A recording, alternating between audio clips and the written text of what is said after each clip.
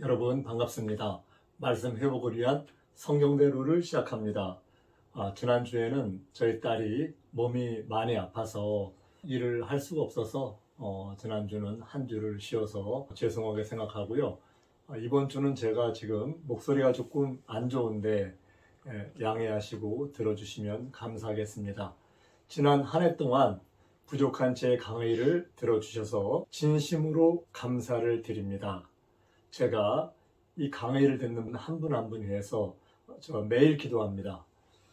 이름을 적어놓고 기도하는 분도 계시고, 제가 이름을 모르는 분들은 이름을 모르지만 한 분 한 분 위해서 하나님의 진리 안에 거하시게 해달라고, 하나님의 영원한 생명 안에 들어갈 수 있도록 해달라고 늘 기도하고 있습니다. 제 강의를 들으시는 분들 중에서는 아주 편안한 분들도 계실 거예요. 그리고 또한 조금 힘든 분들도 계실 거예요. 여러분 모두 한 해를 살아내시느라고 정말 수고 많이 하셨습니다. 한 해를 돌아보면 아쉬운 것도 많고 또한 좀 잘한 것도 있습니다. 오늘은 자신을 돌아보며 한 해를 열심히 살아낸 자신을 칭찬하고 위로해 주셨으면 좋겠습니다. 자신의 이름을 부르면서 너 참 잘 해냈어. 너무 수고했어. 참 대단해. 칭찬해 주시기를 바랍니다. 많이 힘들었지. 그래도 버텨줘서 너무 고맙고 참아줘서 고맙다. 나를 위해, 가족을 위해 지금까지 살아낸 것 정말 감사해. 자신을 위로해 주시기를 바랍니다. 지금까지 죄사함에 대해서, 성경적인 거듭남에 대해서 침례편을 이제 마치고 새해에는 하나님의 비밀들을 공부하려고 합니다. 에베소서 3장에 보면요, 이런 말이 있습니다. 이르기를 내게 주신 하나님의 그 은혜의 경륜, 이런 말이 있습니다. 여러분, 경륜이라는 말 잘 아시죠? 경륜이라는 말을 사전으로 찾아보니까 일정한 포부를 가지고 일을 조직적으로 계획함, 또는 그 계획이나 포부, 이렇게 되어 있어요. 그러면 에베소서 3장 9절에 영원부터 만물을 창조하신 하나님 속에 감추었던 비밀의 경륜이라는 그런 기록이 있잖아요. 제가 정말 좋아하는 말씀, 영원부터 만물을 창조하신 하나님 속에 감추었던 그 비밀의 하나님의 계획과 포부는 무엇이었을까? 저 이거 너무너무 좋아하고 이 말씀에 대해서 굉장히 궁금하거든요. 그 부분에 대해서 새해부터 말씀을 드리도록 하겠습니다. 새해에는 이제 비밀에 대해서 공부할 건데요.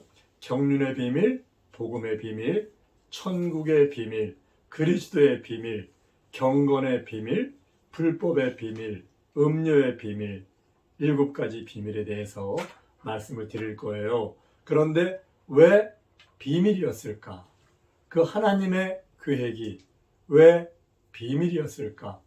왜 알려주지 아니하셨을까? 그 답이 에베소서 3장 5. 이제 그의 거룩한 사도들과 선지자들에게 성령으로 나타낸 것 같이, 사도 바울은 사람에게 배우지 않았는데 계시를 통해서 이 하나님의 복음의 비밀, 하나님의 경륜의 비밀, 모든 것을 계시를 통해서 성령으로 나타내심을 통해서 알게 되었습니다. 다른 세대에서는 사람의 아들들에게 알게 하지 아니하셨으니, 그러면 사람의 아들들이 살았던 다른 시대는 언제인가? 이 시대는 바로 옛 언약 시대, 구약 시대입니다. 구약 시대의 인물은 그 누구도 하나님의 이 비밀들을 알 수가 없었습니다. 왜? 그들은 사람의 아들들이었기 때문에, 세상에 속한, 땅에 속한, 죄 안에 잠겨있는 그런 사람의 아들들이었기 때문에 이 비밀을 하나님이 가르쳐 주실 수가 없었습니다. 지금은 성령으로 우리 안에 오셔서 우리를 위로부터 거듭나게 하시고 우리를 예수님과 함께 하나님의 후사로 세우시는 그 놀라운 그런 은혜. 그래서 사도 바울은 은혜의 경륜, 하나님께서 우리를 사랑하신 그 은혜의 계획과 포부, 이걸 얘기하고 있는데요. 이 비밀을 새해부터는 다루도록 하겠습니다. 오늘의 주제는 또 한 해를 맞이하며 마지막 시대에 내 영혼 지키기. 이게 오늘의 주제입니다. 여러분, 나는 어떤 자세로 한 해를 살아갈 것인가? 여러분들이 살아가는 하루가 모여서 한 해가 되잖아요. 내가 하나님 앞에서 믿음을 지키기 위한 최소한의 방편은 어떤 것이 있을까? 이 부분에 대해서 말씀을 드리도록 하겠습니다. 여러분, 이 시대는 지금 하나님을 떠나는 사람이 굉장히 많은 시대인 것 알고 계시죠? 앞으로 우리나라도 10년, 20년, 30년 시간이 흘러가면 지금보다 어쩌면 하나님을 믿는 사람들은 많이 줄어 있을지도 모릅니다. 하나님을 떠나는 그런 부류가 두 가지가 있는데, 첫째는 삶이 너무 풍요롭고 아쉬운 게 없으면 사람들이 다 하나님을 떠납니다. 그 예가 지금 유럽의 예죠. 둘째는 어려움이 닥쳤을 때, 시험이 닥쳤을 때 하나님을 떠나갑니다. 우리는 어떻게 하면 내가 살아남을 수 있을까? 하나님의 아들로 세 가지를 말씀드릴 건데요. 첫째는 기도해야 됩니다. 둘째는 하나님의 말씀을 읽어야 됩니다. 셋째는 모이기를 힘써야 됩니다. 이 세 가지에 대해서 말씀을 드리도록 하겠습니다. 이제 예수님의 때가 가까이 오는 그 소리가 우리 귀에 들리는 그 시대에 우리는 살고 있습니다. 제가 고3 때 성경을 읽으면서 굉장히 충격을 받았는데, 그것은 누가복음 17장 30절 인자에 나타나는 때, 그때에 대한 얘기입니다. 거기에 보면 그날에 어떤 일이 이 땅에서 벌어지는지 노아의 때와 롯의 때와 같다고 성경에 기록되어 있는데요. 노아의 때 이 땅에 그 많은 사람들 10억 이상이 살았지만 8명만 구원받았고, 롯의 때 구원받은 사람이 단 3명이라는 것 여러분 잘 아시죠?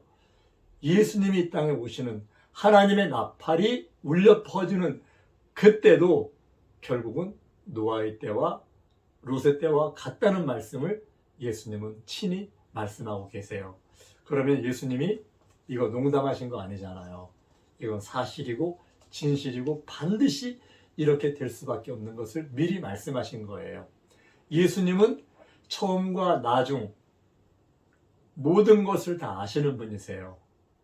다윗이 태중에 있을 때 하나님이 그의 일생을 하나님의 책에 기록하신 것처럼 하나님은 시간과 공간의 제약을 받지 않으시는 분, 그분이 모든 걸 다 아시고 인자의 때 그분이 친히 나타나시는 하나님의 나팔이 울리고 재림하시는 그때는 이 땅에 이렇게 구원받을 사람이 없다는 거예요. 그러면 우리는 어떻게 살아야 될까요? 우리 정신을 바짝 차리고 살아야 됩니다. 여러분 하루에 얼마나 기도하세요? 이제 제가 말씀드리는 대로 한번 해보셨으면 좋겠어요. 아침에 눈을 뜨고 일어나면 최소한 30분 기도하시기 바랍니다. 첫째, 기도. 만약에 너무 시간이 급하면 10분, 20분이라도 하루를 시작하기 전에 하나님께 인사드리고 하나님께 부탁드리고 하나님께 기도하고 하나님과 소통하는 그런 시간을 가져보세요. 매일 이 시간, 기도하는 시간은 하나님과 나를 묶는 그런 시간입니다. 기도는 예수님이 이 땅에서 습관적으로 기도하신 것 잘 아시죠? 우리도 습관적으로 기도해야 됩니다. 지금 이 말씀을 들으시는 분들 중에는 아침에 일어나셔서 기도하시는 분들이 많으실 거예요. 그런데 현대인들 너무 바쁘잖아요. 그래서 기도하지 못하시는 분들 이 말씀을 들으시고 앞으로 꼭 아침에 일어나면 먼저 기도하시기를 바랍니다. 내일 당장 시작해 보세요. 만약에 기도를 안 하시는 분들이 계셨다면 일주일 동안 7일간만이라도 꾸준히 30분 이상 기도해 보세요. 그러면 내 삶이 달라집니다. 내 마음이 하나님과 회복되는 것을 느낄 수가 있고, 내가 하나님과 더 가까워짐을 내가 내 마음으로 느낄 수가 있어요. 하나님의 은혜가 있습니다. 이 기도의 시간 세상에 뺏기지 마시고 반드시 지켜서 기도하시기를 바랍니다. 두 번째, 자기 전에 말씀을 반드시 5장 이상 읽으시기를 바랍니다. 자기 전에 말씀을 읽고 감사 기도하고 주무십시오. 성경은 하나님이 우리에게 보내신 하나님의 사랑의 편지잖아요. 사랑을 고백하시는 그 고백서잖아요. 이 성경 신구약이 1189장인데요. 하루에 5장 이상을 읽으면 구약을 한 번 통독하고 신약은 3번을 통독할 수가 있습니다. 여러분, 구약은 1년에 한 번만 읽으시고 신약은 1년에 3번 꼭 읽어보세요. 그리고 감사기도 드리고 주무세요. 그러면 하나님이 단잠을 주실 거예요. 우리의 기도는, 우리의 무릎을 꿇는 이 하나님 앞에 기도하는 시간은 나를 하나님 앞으로 인도하는 시간. 하나님의 나라는 무릎으로 갑니다. 기도로 갑니다. 여러분 꼭 기도하시기 바랍니다. 어떤 여성에게 어떤 총각이 결혼하자고 청혼을 했대요. 이 총각이 이 여자가 너무 좋았던 거예요. 이 여성이 좋다. 그러면 조건이 있다. 첫째, 6개월 동안 나와 함께 새벽 기도를 해야 된다. 둘째는 6개월 동안 성경을 신구약 3번을 끝까지 읽어야 된다. 그리고 마지막, 나와 평생 하나님을 섬기고 교회 출석할 그런 마음의 각오가 돼 있으면 그러면 돼. 이렇게 얘기를 했대요. 그 청년이 6개월 동안 단 하루도 빠지지 않고 새벽 기도 나가고 6개월 동안에 신구약 3번 읽고 그리고 하나님의 성도가 되면서 이 아가씨하고 결혼했는데요. 이 세상에서 한 여인의 사랑을 구하는 것도 이러한 헌신이 필요하잖아요. 여러분들은 영원한 하나님의 나라를 구하시는 분들 아닙니까? 하나님을 구하시는 분들 아닙니까? 기도하시기 바랍니다. 반드시 기도하시길 바랍니다. 세 번째, 모이기를 힘쓰셔야 됩니다. 교회 예배에 빠지지 마십시오. 여러분, 일주일에 교회 몇 번 가십니까? 저는 일주일에 교회를 3번 갑니다. 수요일날, 금요일날, 주일날. 주일날 가서 오전 예배, 오후 예배 드리고 수요일과 금요일 교회 가서 기도합니다. 여러분, 얼굴을 자주 안 보면 마음이 멀어지잖아요. 우리 남자들 군대 갈 때 사귀는 여자분이 자주 못 보니까 마음이 멀어지는 경험을 한 분 계실 수도 있어요. 안 보면 멀어져요. 우리가 자주 모여야 함께 성도의 그 사랑의 교제를 하고 함께 하나님께 예배드리고, 하나님께 예배드리는 것은 내 생명을 지키는 일입니다. 이스라엘 민족들을 애굽에서 불러내신 이유, 그 이유는 바로 그들이 하나님께 경배하기 위해서, 예배드리기 위해서 그들을 불러내셨어요. 지금은 교회 가는 것 많은 사람들이 조금씩 싫어하는 시대에 우리 살고 있습니다. 더군다나 코로나를 우리가 보내면서 많은 사람들이 상당수가 교회 가는 것을 멀리하는 그 시대에 우리가 살고 있습니다. 우리가 이 땅을 살아갈 때 때로는 굉장한 어려움을 겪을 수도 있습니다.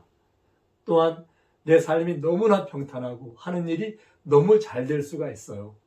어떠한 상황이 와도 기도하고 말씀을 상고하고 또한 모이는 것, 이거는 우리가 절대로 세상에 뺏기지 말고 손으로 꽉 잡고 이거 지켜내야 됩니다. 그래야만 하나님 나라에 갈 수가 있습니다. 저는 한동안 집에서 찬양을 참 많이 했어요. 찬양을 하면서 은혜 받았는데요. 바울과 신라가 그렇게 많이 매를 맞고 빌립보 감옥에 갇혔잖아요. 그런데 바울과 실라는 하나님과 자신의 삶을 비관하고 불평하고 원망한 게 아니라 그는 찬양을 했지 않습니까? 결국은 바울과 실라의 찬양을 통해서 빌립보 감옥의 문은 열렸습니다. 사도 바울이 기록한 그런 서신서에 보면은요, 사도 바울은 항상 기뻐하라, 범사에 감사하라, 쉬지 말고 기도하라, 이렇게 우리에게 권하고 있잖아요. 사도 바울의 그 삶은 그가 어떠한 환경에 처하더라도 늘 하나님을 바라보는 삶이었어요. 그는 이 땅에 살면서 수없이 매를 맞고 여러 번 죽을 뻔하고 40에 하나 감한 매를 5번이나 맞고 3번을 태장으로 맞고, 그리고 또한 사도 바울은 돌에 맞아서 실제로 죽었던 적이 있어요. 그래서 성 밖에 갖다 버렸는데 그 죽었을 때의 기록이 고린도후서 12장의 셋째 하늘에 가서 그가 하나님 나라를 보고 온 그 기록, 이 기록이 자기가 돌에 맞아 죽었을 때의 기록입니다. 그러나 사도 바울은 할 일이 많기 때문에 하나님이 다시 살리셨죠. 여러분, 우리 새해에 내 신앙을 지켜내기 위해서 기도하시기 바랍니다. 그리고 모이기에 힘쓰시기를 바랍니다. 또한 여러분, 말씀의 끈을 놓지 마시고 매일매일 하나님께서 우리에게 보내신 이 사랑을 고백하는 이 정말 아름다운 성경 말씀, 이 말씀 매일 읽으시기를 바랍니다. 그래야 내 신앙을 지킬 수가 있습니다. 이거는 제가 여러분들에게 드리는 말씀이기도 하고, 또한 저 자신을 다시 한번 다짐시키는 얘기입니다. 아침 기도 시간 놓치지 마시고 제가 말씀드리는 이 3가지를 잘 지키시면 한 해를 우리가 예수님 안에서 항상 기뻐하고 범사에 감사하는 그런 삶을 살아갈 줄을 믿습니다. 내 환경이 어렵더라도 예수님의 주시는 평강이 나에게 기쁨을 주는 그런 삶을 사실 줄을 믿습니다. 감사드립니다. 성경대로